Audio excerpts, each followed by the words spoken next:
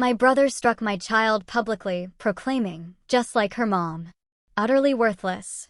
He guffawed at his jest. My father sneered, adding, she truly needed to grasp shame. They were oblivious the mic remained active. And my subsequent action made his whole life a living torment. Can you imagine watching your own brother violently slap your 6-year-old daughter, only for your parents to laugh it off, as if she was the problem? That moment shattered my world and exposed a truth so dark, it still makes my stomach turn. I'm Sarah, and that horrifying day was just the beginning of a fight for everything I believed in. Our tiny apartment usually buzzed with Chloe's boundless energy, a stark contrast to the stifling silence I'd grown up with. But as summer rolled around, and the annual family reunion at my parents' lake house loomed, a familiar cold dread began to creep in. I was 30, yet a part of me still shrank at the thought of stepping back into the shadow of the Thompson name. Our home growing up? It felt less like a family and more like a meticulously managed corporation, with my father, Richard, as CEO. And in that corporation, I was the perpetual scapegoat, the one who could never quite measure up, while my brother, Mark, was the golden boy, showered with praise and indulgence. This warped dynamic was set in stone long before I even had the language to describe it. Richard, a sharp corporate attorney, had clear expectations. Mark met them flawlessly, athletic, smart, and a perfect mirror of our father's aggressive, dominant personality. I was different. I inherited my mother Carol's looks, yes, but not her subservient spirit. Where she happily enforced Richard's rigid rules, I questioned them, making me the resident troublemaker. Sarah just doesn't understand how to behave properly, Carol would sigh dramatically to relatives, her disappointment a well-rehearsed act. Not like our Mark.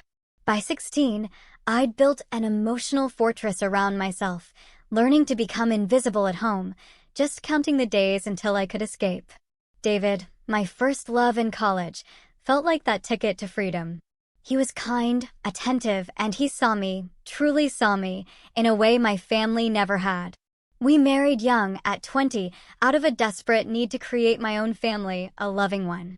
My parents attended, their smiles tight, their criticisms thinly veiled.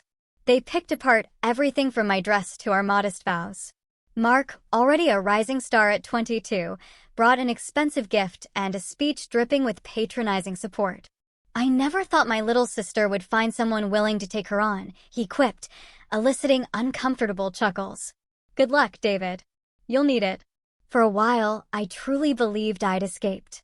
David and I built a life in a small apartment. I finished my degree working part-time. We weren't rich, but we were genuinely happy. Then, at 24, Chloe arrived. 7 pounds, 3 ounces of pure, unadulterated joy, with David's blue eyes and my dark hair. Holding her, I made a silent vow. She would always know her worth. She would never question her lovability, unlike me. The first cracks in my marriage appeared when Chloe was 3. David started working late, growing distant. I found incriminating texts from a Jessica on his phone. He denied it, then confessed to a 6-month affair with a coworker.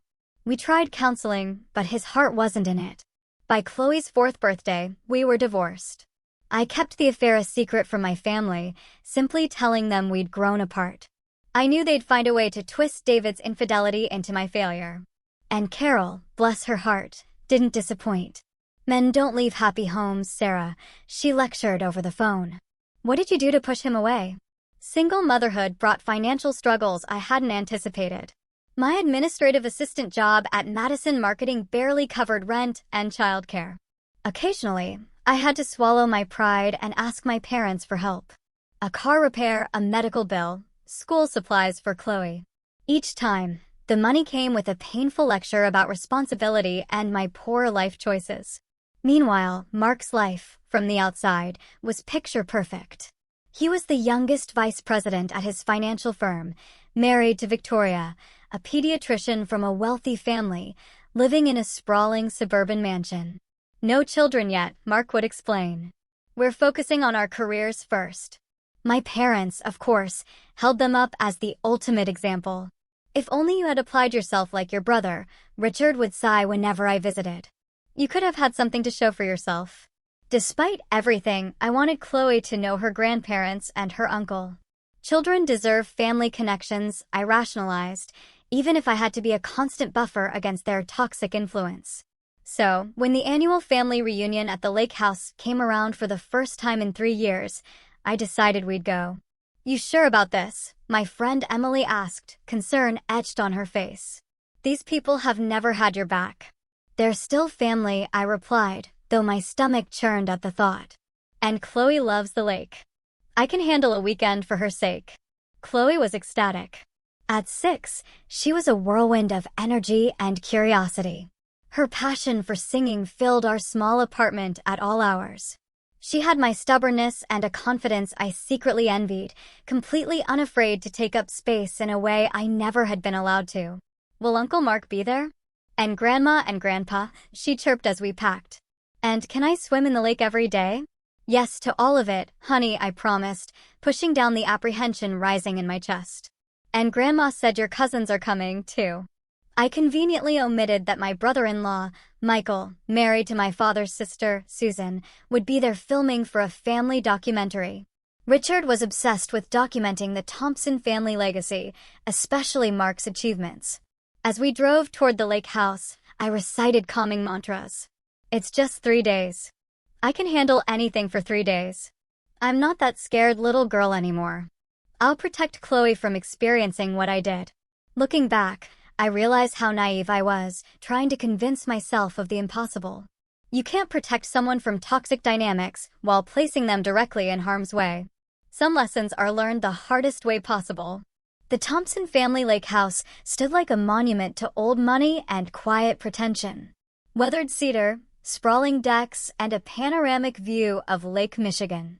As I pulled our modest sedan into the circular driveway behind Mark's gleaming BMW and my parents' Mercedes, I felt that familiar shrinking sensation, the one that always accompanied being around my family. We're here, Chloe shrieked, unbuckling her seatbelt before I'd even fully parked. Her excitement was pure, oblivious to the insidious undercurrents that made my shoulders tense. Can I go see the lake right away? Let's get settled first, I said, forcing a smile. And say hello to everyone. The front door swung open as we approached, revealing Carol in pressed linen pants and a cashmere sweater. Despite the summer heat, her highlighted hair was perfectly styled, not a single strand out of place. There you are, she said, her eyes quickly scanning me with a critical gaze before settling on Chloe with a fraction more warmth. We were beginning to think you'd changed your mind. Traffic was heavy, I explained, accepting her stiff, perfunctory hug. It's good to see you, Mom. Inside, the great room buzzed with relatives arranging food and drinks. Richard stood by the stone fireplace, deep in conversation with my Uncle Thomas, glancing up to give a curt nod without pausing his discussion about stock options. Mark and Victoria emerged from the kitchen, his arm draped possessively around her shoulders. Mark had Richard's imposing build, tall, broad-shouldered, but his features were sharper, more calculated. His smile never quite reached his eyes. Well, the prodigal sister returns, he announced, loud enough for everyone to hear. And with little Miss Chloe. You've grown since I last saw you, kiddo. Chloe, suddenly shy, pressed against my leg. Hello, Uncle Mark.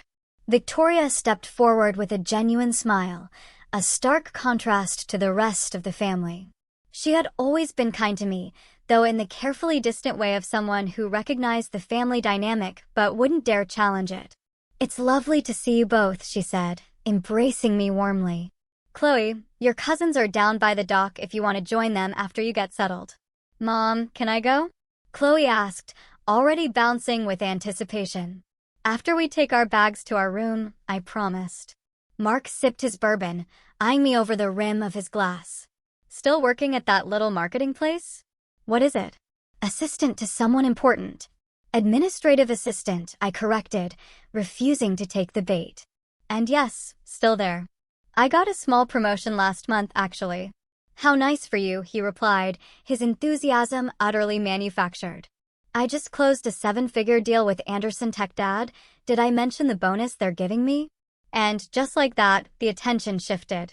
Richard clapping Mark on the shoulder. That's my boy, always aiming higher. My brother-in-law, Michael, was setting up his camera equipment near the large bay windows. He gave me a sympathetic nod as I passed. Michael had married into the family but never fully adopted their values, making him something of an outsider, much like me. Planning to get everyone's good side? I asked, trying to lighten the mood. Your dad wants a lot of footage of Mark talking about his career achievements, he replied quietly. I've got wireless mics set up around the main areas to capture natural conversations, too. Our assigned bedroom was the smallest in the house, tucked into a far corner with a view of the neighboring property, not the lake. I helped Chloe unpack, listening to her chatter excitedly about seeing her cousins, Mark's nieces and nephews from Victoria's side of the family. Can I wear my blue swimsuit? And can I show everyone my new song? I practiced all week. My heart tightened. Chloe's uninhibited enthusiasm was exactly what had been crushed out of me at her age. Of course, you can sing, honey.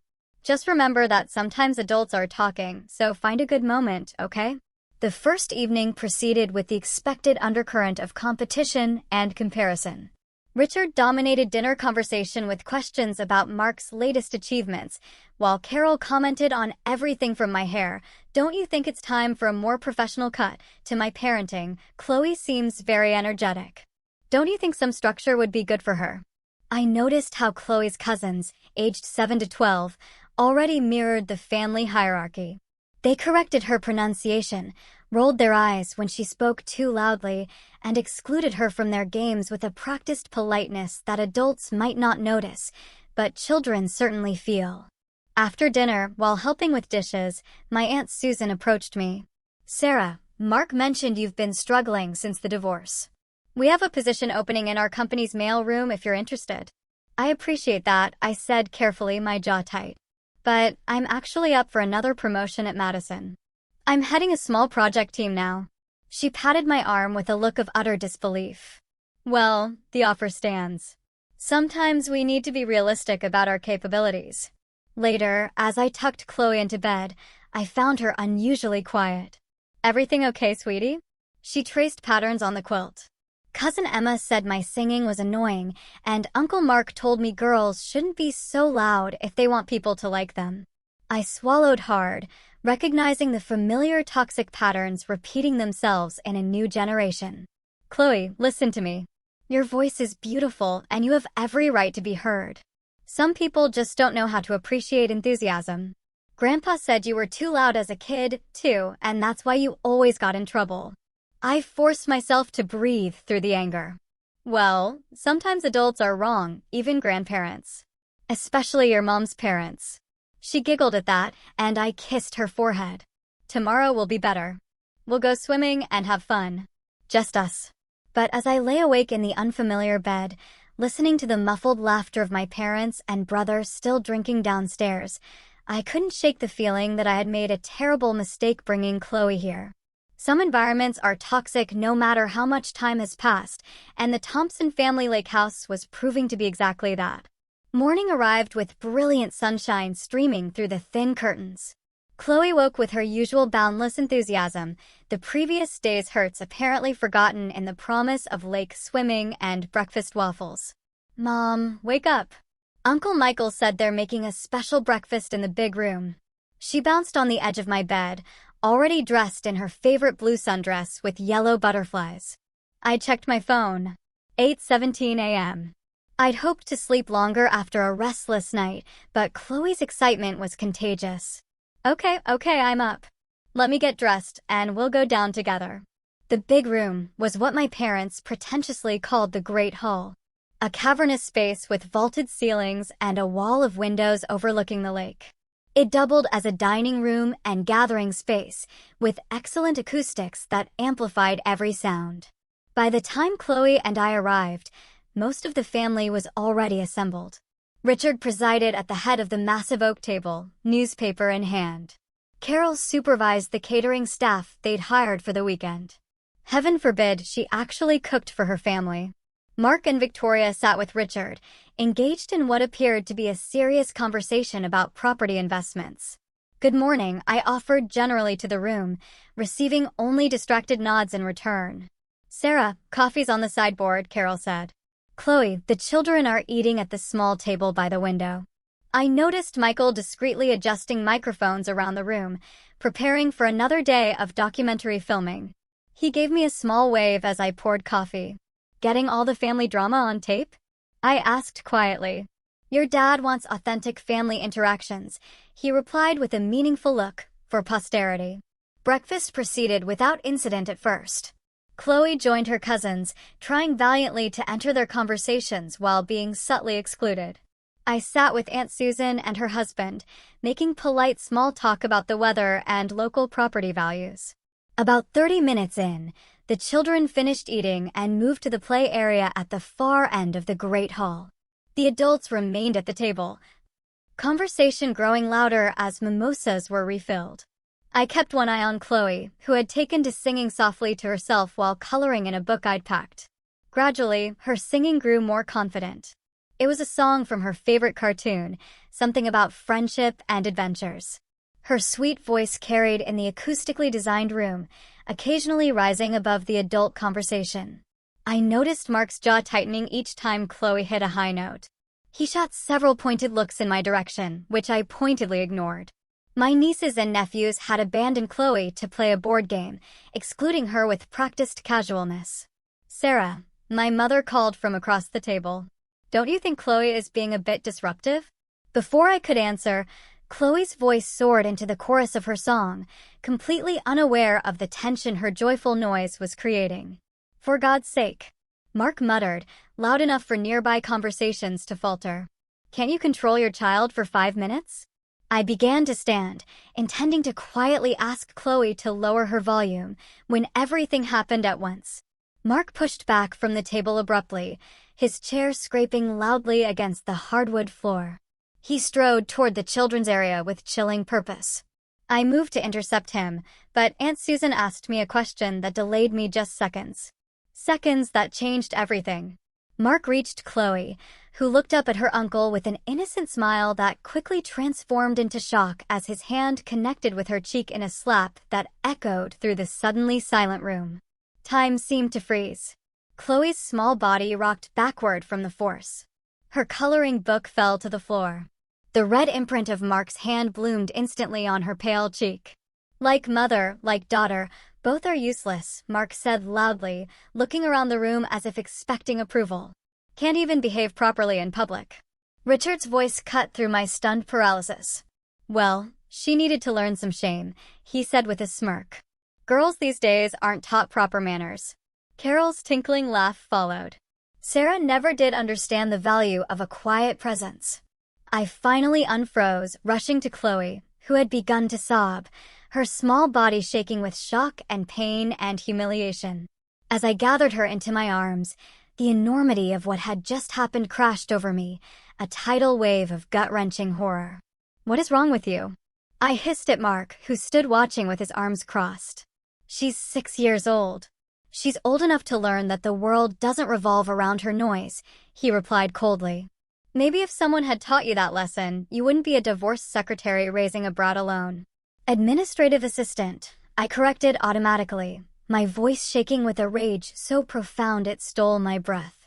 And she's not a brat. She's a child who is singing. Richard folded his newspaper precisely. Sarah, you're overreacting as usual. A little discipline never hurt anyone. Look how well Mark turned out compared to how you coddled that girl. The room had divided into distinct camps, those openly agreeing with Mark, those uncomfortable but silent, and Michael, who I suddenly noticed was standing very still by his equipment, his face pale. The documentary microphones were on, recording everything. Through my fury and my daughter's tears, I realized we had irrefutable evidence. Mark must have realized it too, because his eyes darted to Michael and the recording equipment. You know what? I said, standing with Chloe in my arms, her face buried against my shoulder. We're done here. Nobody touches my daughter. Nobody. Oh, stop with the dramatics, Carol said dismissively. It was hardly a tap. You're embarrassing yourself.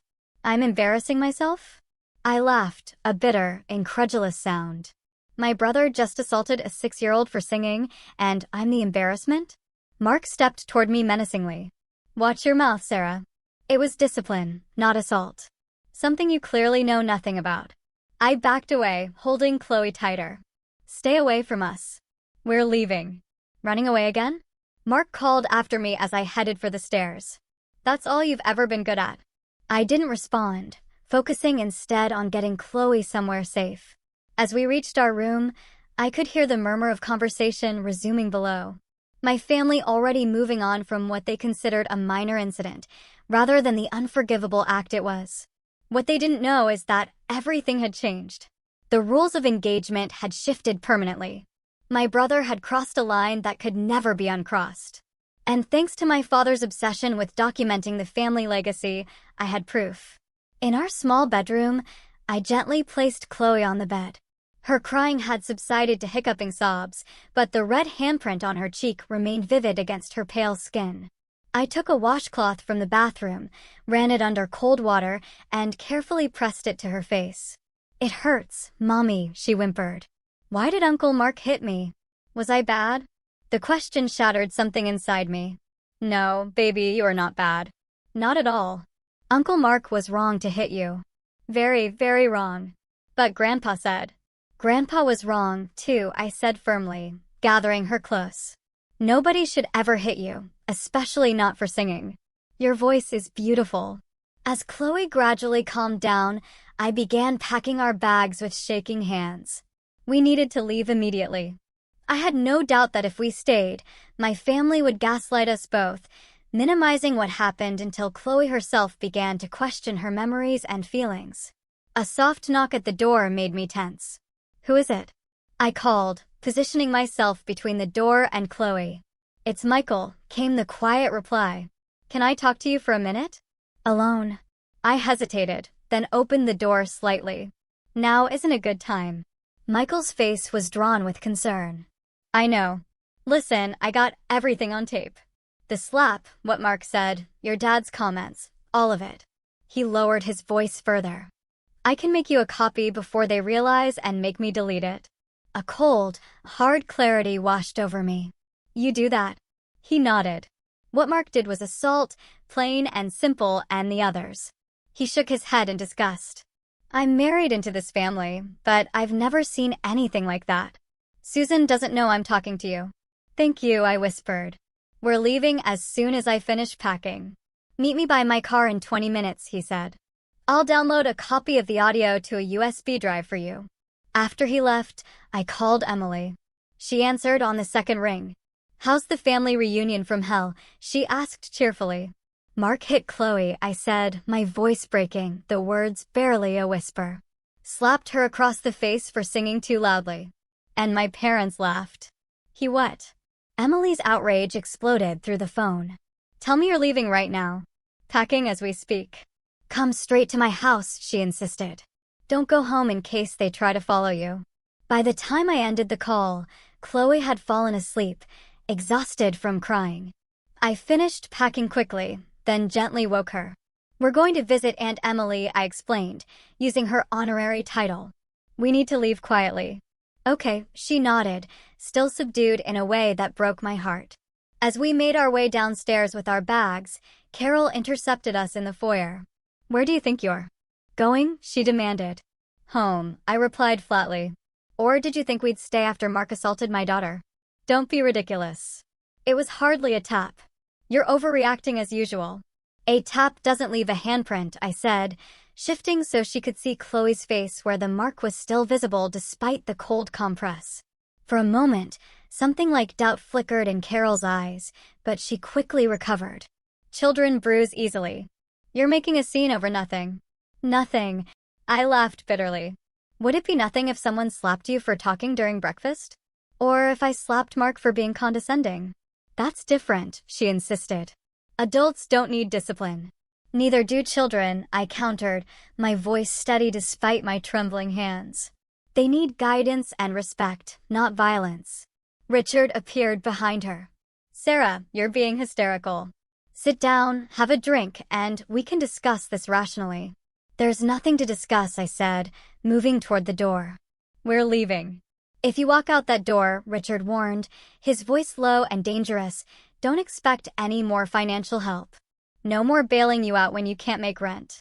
The threat hung in the air, meant to remind me of my precarious financial situation and dependence on their occasional assistance.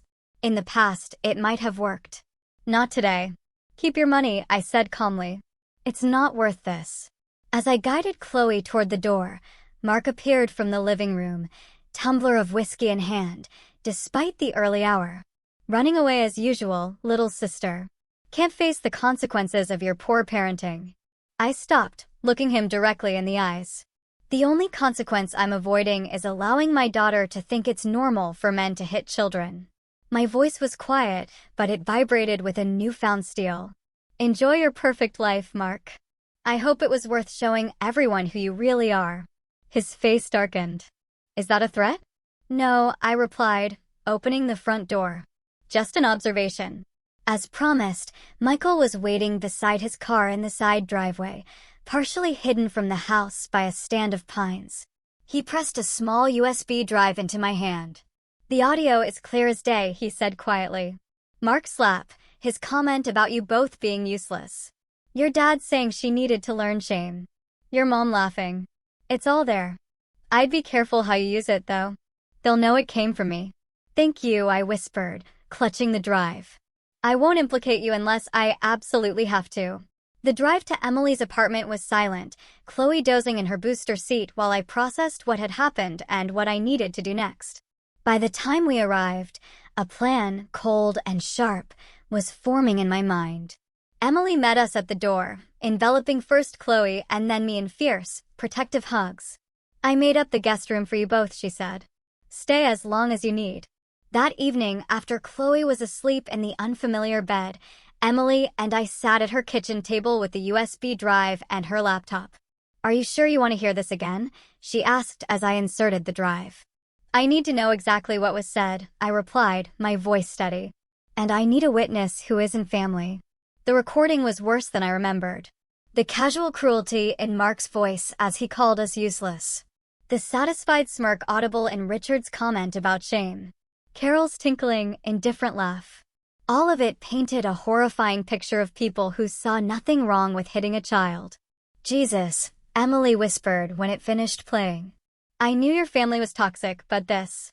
I know, I said, my resolve hardening into concrete. The question is, what do I do about it? You could go to the police, she suggested. That's assault on a minor, plain and simple. I agreed. But you know how these things work. It would be my word against theirs without this recording, which might not even be admissible. And they'd paint me as the unstable single mother trying to extort money from successful relatives. My voice grew quieter, colder. So what then? Let them get away with it. I shook my head slowly. No. Mark crossed a line today, and there have to be consequences. Real ones. Over the next few days, while Chloe and I adjusted to temporary life at Emily's, I began researching. First, I took Chloe to her pediatrician, Dr. Evans, who documented the fading bruise and referred us to a child psychologist. She's experiencing some trauma responses, Dr. Evans explained gently. Nightmares, clinginess, fear of male authority figures. The psychologist will help her process what happened. Next, I consulted Amanda, a lawyer friend from college, bringing the audio recording with me. This is pretty damning, she said after listening. In terms of criminal charges, it could go either way. A good lawyer would argue it was a one-time disciplinary action, not abuse. But civil action, that's another story. I'm not interested in suing my brother for money, I clarified. I understand. Amanda nodded. But you should know your options. And you should know that this recording would be extremely damaging to someone with a public reputation to protect. That comment sparked an idea, a chilling thought that resonated deep within me. Mark's position at Meridian Financial came with a strict morality clause, something he had bragged about at previous family gatherings, explaining how executives were held to high ethical standards because they handled sensitive client information. What if the goal isn't a lawsuit? I asked lowly, a fierce determination in my voice. What if it's accountability? That night, I began researching Mark's professional life more thoroughly. His company bio touted his community involvement, including serving on the board of a children's charity and mentoring youth in business programs. The irony was almost too perfect. I created a detailed plan, weighing each potential action against both its effectiveness and its consequences for Chloe. This wasn't about revenge. It was about protection and justice. It was about ensuring Mark understood that actions have consequences, especially when those actions hurt a child. The decisive moment came 3 days after we'd left the lake house, when Chloe woke screaming from a nightmare. Uncle Mark was chasing me, she sobbed into my shoulder. He wanted to hit me again because I was singing.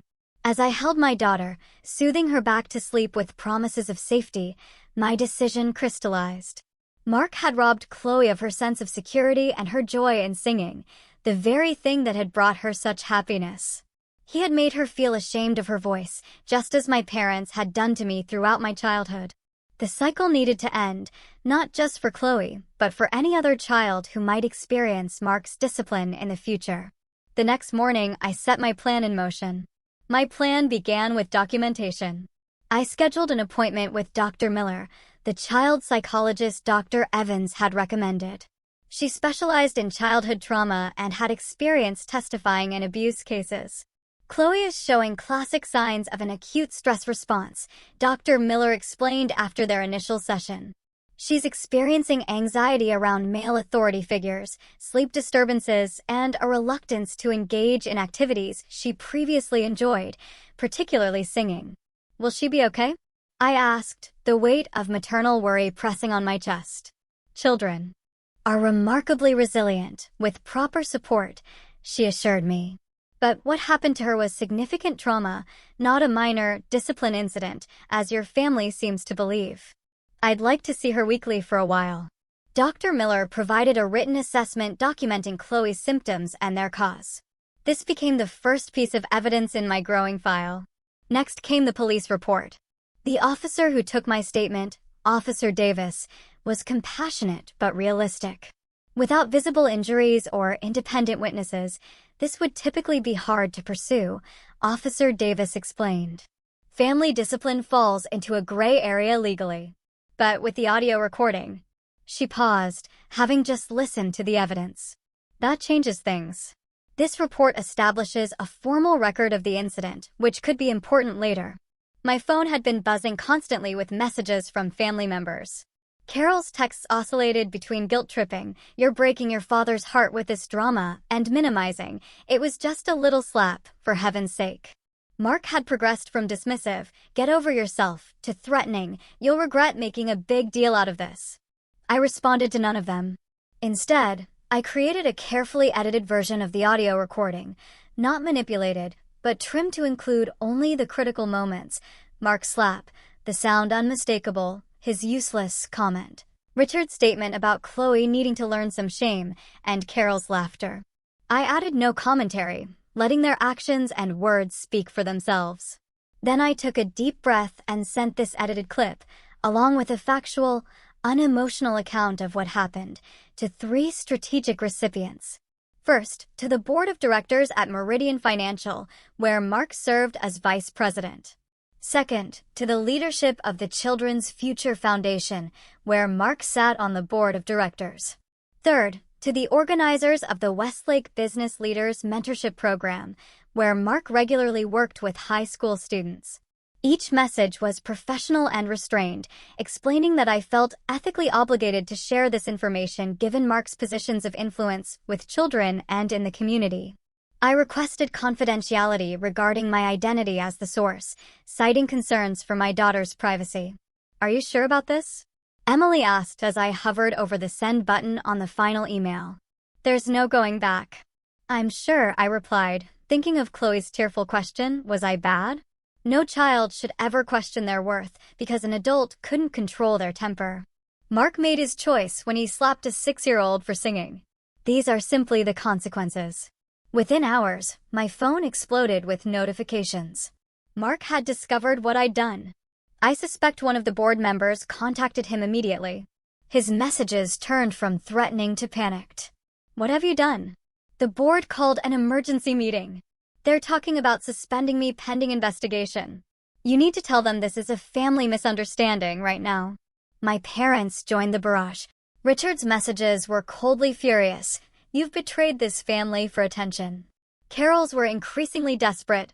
Please call us. We can fix this together. I blocked them all. Michael called that evening. His voice was hushed. Mark is losing his mind at your parents' house.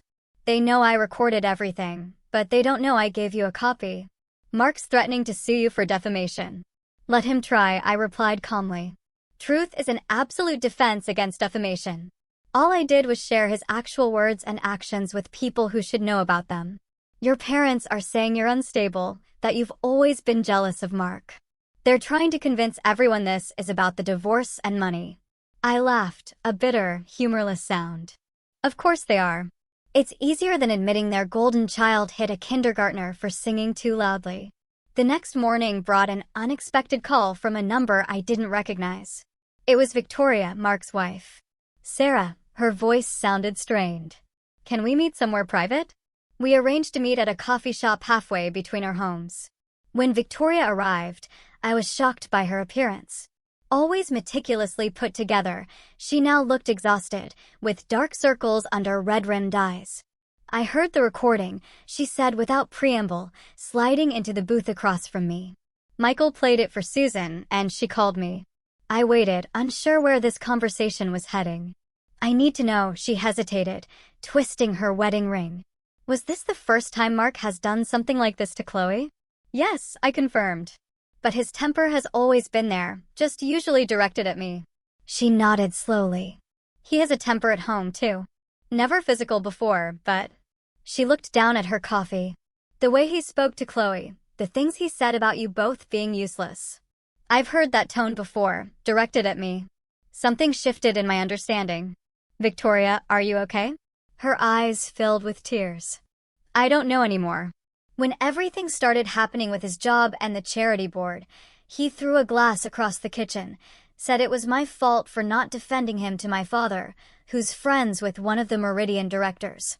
I reached across the table and squeezed her hand. I'm sorry. I never wanted to hurt you. You didn't, she said firmly. Mark did this, and maybe I needed to see who he really is. She straightened her shoulders, a flicker of defiance in her eyes. I told him I'm staying with my sister for a while. He needs to get help for his anger. As Victoria and I parted ways, a text came through from Olivia, my supervisor at Madison Marketing. Just got a strange call from someone named Mark Thompson asking questions about your employment. Said he was a potential reference. I didn't share any information. Is everything okay? My brother was clearly attempting damage control by digging into my life for counter-ammunition.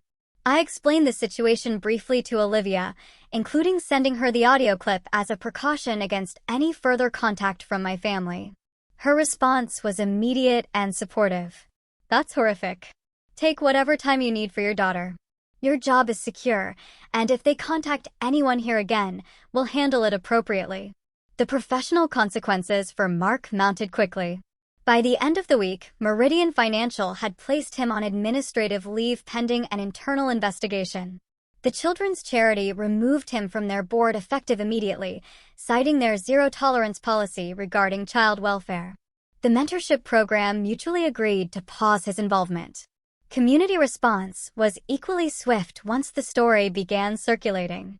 Parents from Chloe's school, neighbors, and even distant acquaintances reached out with messages of support. Many shared their own stories of family abuse minimized as discipline. A small community of survivors formed around us, offering both practical help and emotional solidarity.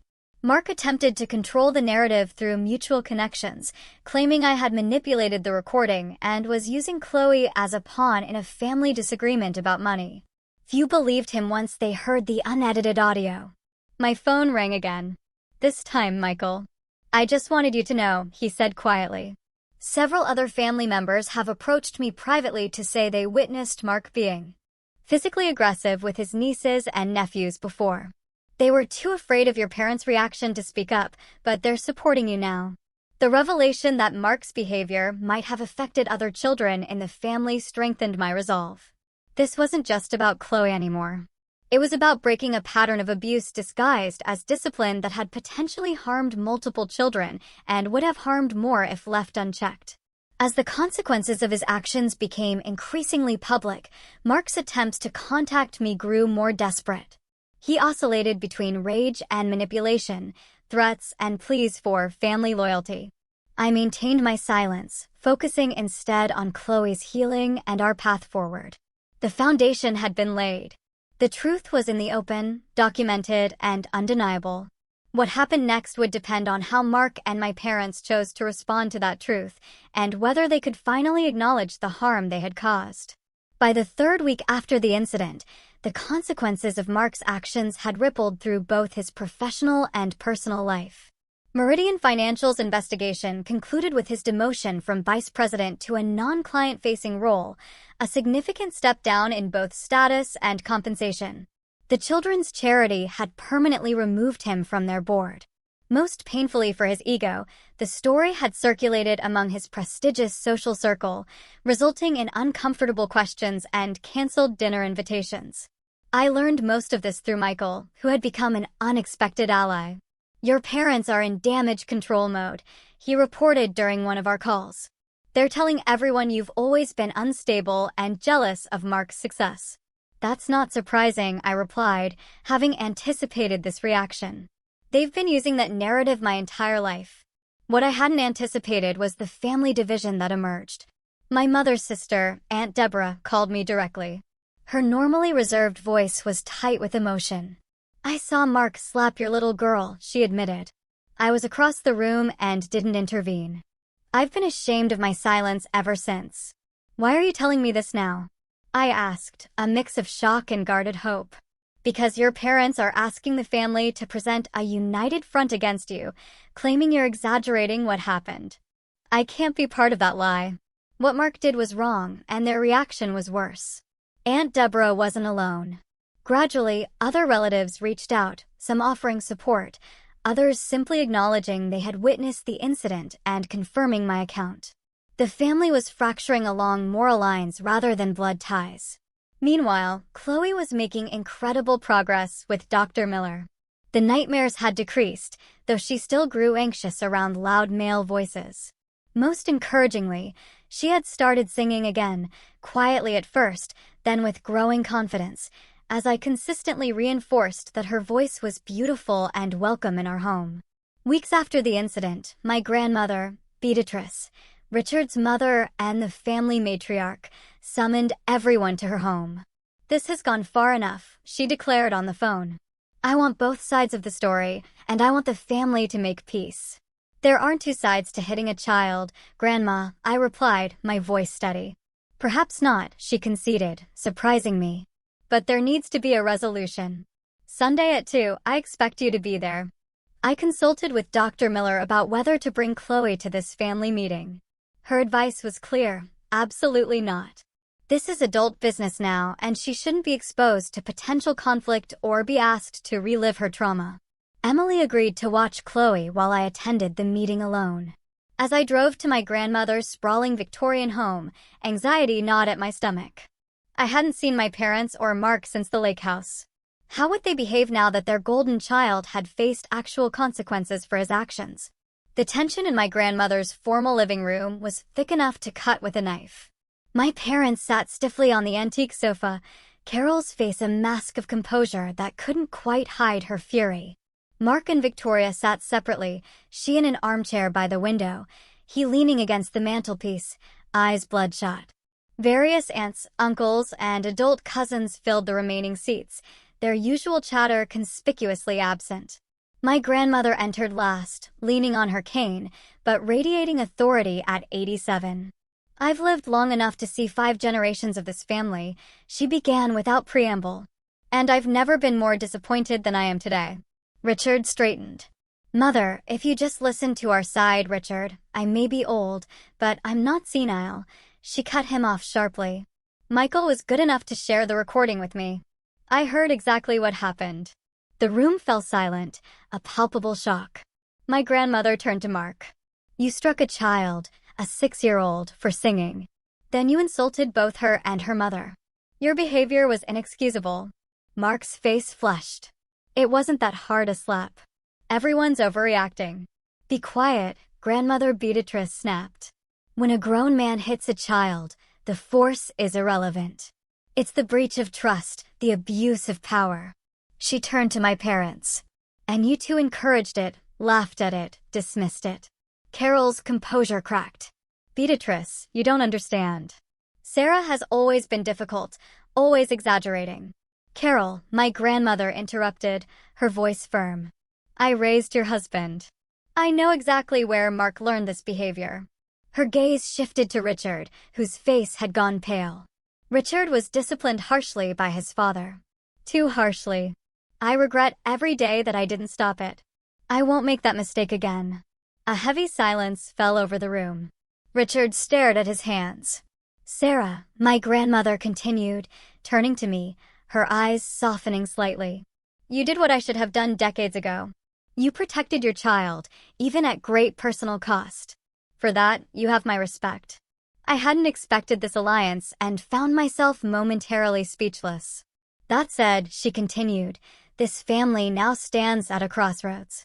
Healing is possible, but only with accountability. Mark pushed away from the mantelpiece. Accountability? I've been publicly humiliated, demoted at work, kicked off the charity board I helped build. Isn't that enough punishment for one slap? I found my voice at last. This isn't about punishment, Mark. It's about acknowledging what you did and its impact.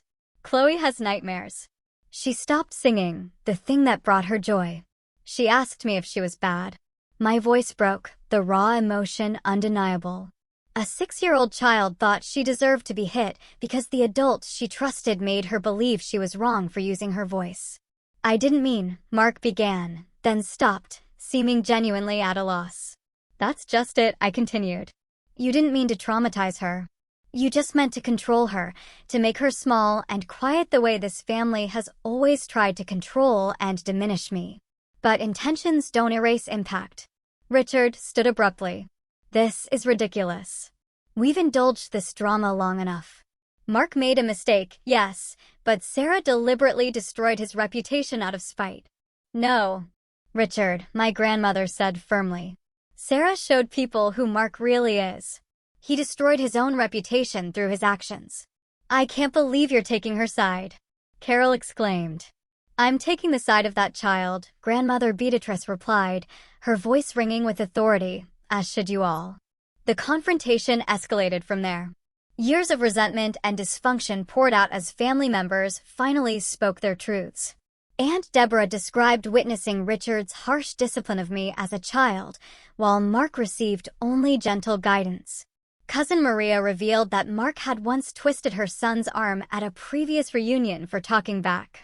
Uncle Thomas admitted he'd seen Mark shove a business associate during a golf game, but said nothing because that's just how men handle disagreements.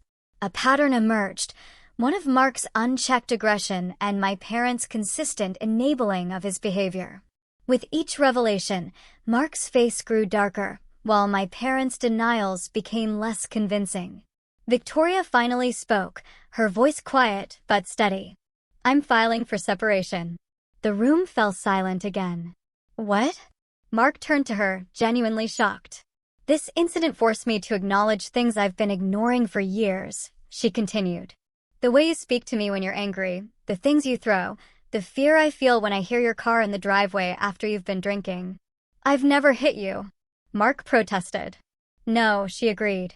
But hearing how you spoke to Chloe and Sarah, seeing how your parents minimized it, I suddenly understood where our relationship was heading. Carol made a last desperate attempt to salvage the situation. Victoria, every marriage has rough patches. You can't throw away years together over one regrettable incident. It's not one incident, Victoria replied, her gaze firm. It's a pattern, and I won't wait until it escalates further. The meeting continued for nearly 3 hours. By the end, several things had become clear. The family would never be the same. Lines had been drawn based on values rather than blood. Mark had lost far more than a professional title. He had lost the unwavering support system that had protected him from consequences his entire life. My parents faced a choice: acknowledge their role in enabling toxic behavior, or lose relationships with multiple family members, including their only granddaughter. As the gathering broke up, my grandmother took my hand. "It will take time," she said softly. "Change doesn't happen overnight, especially in families with such entrenched patterns." But it started, and that's something. In the weeks that followed, the consequences continued to unfold. Mark's company issued a public statement about their commitment to family values and ethical conduct, implicitly distancing themselves from him without naming him directly. He was required to attend anger management therapy as a condition of continued employment. Victoria moved out of their home and filed official separation papers, the first step toward divorce.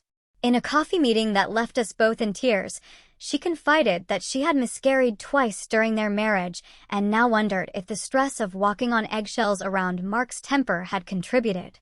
My parents made halting, awkward attempts at reconciliation, clearly motivated more by damage control than genuine remorse. Carol called with an invitation to dinner that included no acknowledgement of what had happened. Richard sent an email that characterized the whole situation as a misunderstanding blown out of proportion. I maintained firm boundaries, making it clear that any relationship moving forward would require acknowledgement of the harm done to Chloe and concrete steps to ensure her safety and emotional well-being in their presence. The most profound changes, however, happened within me. The woman who had once accepted mistreatment as her due now stood firmly in her power. The mother who had brought her child into a toxic environment in hopes of family connection now recognized that true family is defined by love and respect, not blood and obligation. 6 months after the incident, I sat in Dr. Miller's office for a progress update on Chloe's therapy. "She's doing remarkably well," the psychologist shared. "Children are resilient, especially when they have a secure attachment to a protective caregiver." "You've done everything right, Sarah." "I didn't protect her from the initial trauma," I pointed out, the familiar guilt surfacing. "But you responded perfectly afterward," Dr. Miller countered. "You validated her feelings, removed her from danger, got her appropriate support, and held the perpetrator accountable. That's why she's healing." As I drove home, I reflected on the unexpected gifts that had emerged from this painful chapter: a stronger, more confident voice, healthier boundaries, the knowledge that I could protect my daughter even against powerful opposition, and perhaps most surprisingly, authentic connections with family members who shared my values rather than simply my DNA. The path forward remained complicated. Healing would take time for all involved. But for the first time in my life, I was walking that path on my own terms, with my head held high and my daughter's hand firmly in mine. 6 months after Mark slapped Chloe at the lake house, our lives had transformed in ways I never could have imagined. Our small apartment, once a symbol of my post-divorce financial struggles, had become a true sanctuary, filled with laughter, music, and most importantly, safety. Chloe's recovery continued to amaze me. Dr. Miller had reduced our sessions to monthly check-ins, noting that Chloe's resilience was remarkable. "She's singing again," I shared during our last appointment, emotion tightening my throat. Not just at home, but she joined the children's choir at the community center. "That's significant progress," the doctor smiled. "It means she no longer associates her voice with punishment or shame." The incident had created ripples that extended far beyond our immediate family. Mark had been required to complete anger management therapy as a condition of his continued employment. Though his career trajectory had been permanently altered, the once golden child now occupied a back-office position with little client contact. His marriage had not survived the scrutiny that followed his actions. Victoria filed for divorce 3 months after their separation, citing irreconcilable differences publicly, but sharing with me privately that the incident with Chloe had forced her to acknowledge the emotional abuse she had normalized in their relationship. "I keep thinking about what might have happened if we'd had children," she confided during one of our now regular lunch meetings. "Would I have recognized it then? Or would I have enabled him the way your parents did?" My relationship with my parents remained complicated. After multiple attempts at rug sweeping failed, they had grudgingly agreed to family counseling. Our first session had been tense, with Richard attempting to control the narrative and Carol alternating between tears and passive-aggressive comments about family loyalty. Reconciliation requires accountability, the family therapist had stated firmly. And accountability begins with acknowledging harm. It took 3 sessions before Richard admitted with visible difficulty, I should have stopped Mark instead of encouraging him. What he did to Chloe was wrong. Carol took longer, struggling to relinquish her role as family peacekeeper and enabler. I just wanted everyone to get along, she explained tearfully in our 5th session. I've always smoothed things over. That's what mothers do. No, I countered gently. Mothers protect their children, even when it's difficult, even when it disrupts the peace. Progress with my parents was measured in small steps. They had not yet earned the right to unsupervised time with Chloe, but we had established a schedule of brief, structured visits that took place in neutral locations. During these meetings, I observed subtle changes, Richard making efforts to engage with Chloe on her terms rather than imposing his expectations. Carol catching herself before making critical comments. The family division that emerged after the confrontation at my grandmother's house had initially been painful, but ultimately proved healing. Relatives who had witnessed generations of toxic behavior finally spoke their truths, creating authentic connections based on shared values rather than obligatory blood ties. My grandmother, Beatrice at 87, had become an unexpected ally and advocate. I made mistakes with your father, she acknowledged during one of our weekly tea visits. I saw the signs but told myself that's just how men were in those days. By the time I recognized the damage, the patterns were set. Her candor helped me understand the generational nature of our family dysfunction without excusing it. More importantly, it strengthened my resolve to ensure these patterns ended with me. My career had taken a surprising turn as well. The confidence I found in standing up for Chloe translated to my professional life. When a project management position opened at Madison Marketing, I applied, despite believing it was beyond my qualifications.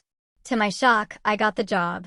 Your handling of the crisis with your daughter showed exceptional leadership qualities, Olivia explained during my promotion interview.